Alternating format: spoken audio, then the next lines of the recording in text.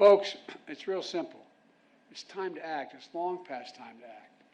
I just received a briefing from the Border Patrol at the border, as well as Immigration and Enforcement, Asylum officers, and they're all doing incredible work under really tough conditions.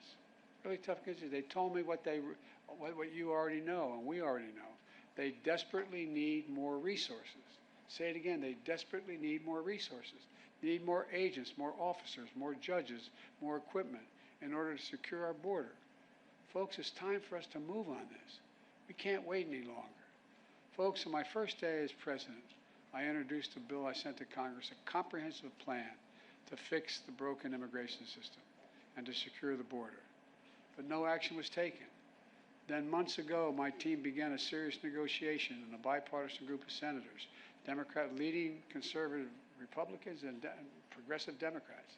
And it resulted in a compromise bill. It's the toughest set of border security reforms we've ever seen in this country. It's pretty basic. With this deal, we could hire 1,500 additional border security agents, 1,500 additional officers, and between ports of entry. For the last 4 years, staffing has been roughly that, flat, just flat. Agents working overtime, spending long hours patrolling the border, making major sacrifices. And I know it takes a big toll on them and their families. That's why in December I signed a bill finally getting Border Patrol agents what I've been pushed by and reminded by the congressman, overtime pay they deserve. They're finally getting overtime pay. I mean, it's ridiculous it took this long. It was long past time, and I was proud to do it, but we need to do more. It's time to step up. It's time to step up, provide them with significantly more personnel and capability. We also need more immigration judges, help handle the backlog. There are 2 million cases, backlog of 2 million cases. This bipartisan deal would provide funding for 100 more immigration judges immediately. It would also establish new, efficient, and fair process for the government to consider asylum claims for those arriving on our border. Today, the process to get a decision on an asylum claim takes 5 to 7 years.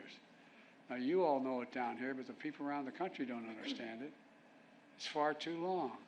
You come in, you say I have a credible fear, and we've changed that standard to make it hard. We want to change, make it harder. And what happens? You say, well, okay, you can come in the country, but come back in 5 to 7 years, maybe as many as 8 years, and you'll get a hearing from before a judge to determine whether you can stay. This will encourage more people. This encourages more people to come to the country. If they get by the first, they got another 5, 7, 8 years before they have to do anything, because they know they cannot handle the caseloads quickly, and they'll be able to stay in this country in the meantime. With new policies in this bill and the addition of 4,300 additional asylum officers, we'll be able to reduce that process to less than 6 months. That would have a serious deterrent effect on those coming north. When the criminal gangs say, we'll get you north, what's $8,000? They say, no, wait, let me get this straight. I'm going to go north. It's going to cost me $6, $8, probably closer to $8, I guess, $1,000 equivalent. And I'm going to get there, and in 6 months, they may be able to get rid of me. I don't know, man. 6 months, 7 years, 2 different things. The person who's thinking about entering the United States understands the cases to be decided in a few weeks or months instead of 5 to 7 years. They're less likely to come in the first place. They're not going to pay the cartels thousands of dollars to make that journey. Knowing that, it will be turned around quickly. Look, then we also need more cutting-edge inspection machines to detect and stop fentanyl from entering the United States of America.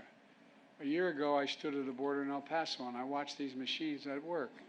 They were able to detect everything from fentanyl to weapons to people being smuggled in cargo containers. This compromise bill would provide an additional $424 million for 100 more of these machines and could save lives in the process. This compromise legislation will also give me as president, or any of the next president, emergency authority to temporarily shut down the border between ports of entry when the numbers of immigrants and migrants, overwhelm the border, straining the Border Patrol's ability to process them. At the same time, at our legal ports of entry, like here in Brownsville, we're making investments in infrastructure. My bipartisan infrastructure law is going to provide nearly $4 billion new dollars to boost security, to ease waiting times at land and ports of entry like Brownsville. And I want to thank again Congressman Gonzalez for helping me get that through and get it passed as the law. That you get the money for example, that's how you got the money for the Gateway Bridge from that fund. Folks, the bipartisan border security deal is a win for the American people. And it's a win for the people of Texas, and it's fair for those who legitimately have a right to come here to begin with. It's a win for the people of Brownsville, and I believe that's why the Border Patrol Union endorsed it. I believe that's why the National Chamber of Commerce endorsed it, not known as a Democratic organization with a capital D. Look, and that's why the Wall Street Journal endorsed it as well. This is a truly bipartisan initiative. That's why the bipartisan South Texas Alliance of Cities endorsed it. Folks, I didn't get everything I wanted in that compromise bipartisan bill, but neither did anybody else. A compromise is part of the process. That's how democracy works. That's how it's supposed to work. Compromise is a very positive step on a critical issue for the country, all those issues for the country. And folks here in Brownsville and all along the border know that. We need to have their backs, your backs. I want the people to understand clearly what happened here.